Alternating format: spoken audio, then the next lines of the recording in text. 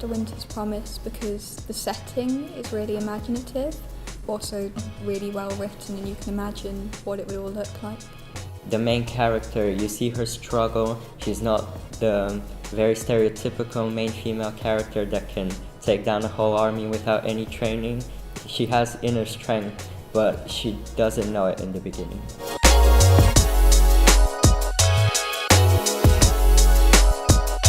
I love the Poet X because it showed real diversity. I love the Poet X because through the main character's life, she expresses how she feels and what she does through poems.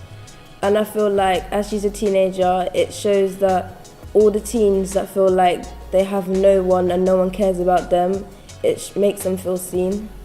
My favourite character is Yomara because I feel like I connect to her because I also like to write poems, and sometimes I do feel like I'm not seen, and she helps me to express that in a positive way.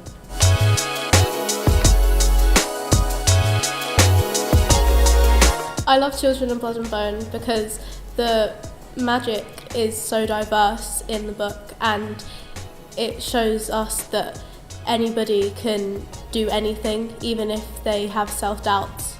It was full of action and there's something in there for everyone to like. If I had to pick one character that would be my favourite, it would probably be Amari, because she had everything.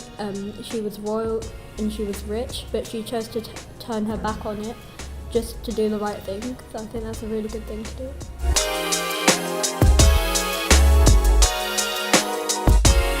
I love Boy 87 because it told the story of the refugee crisis from a new angle, and it told it in a very compelling and realistic way. My favourite character in the book is Sheaf because he's the main character, and I think he's really central to the story, and you really get to see his character development across the book.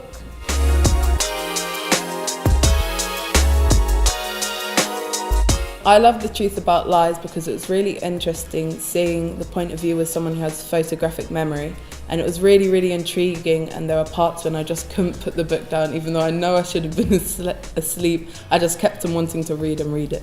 My favourite character was Jess because she's really interesting. She thinks I'm...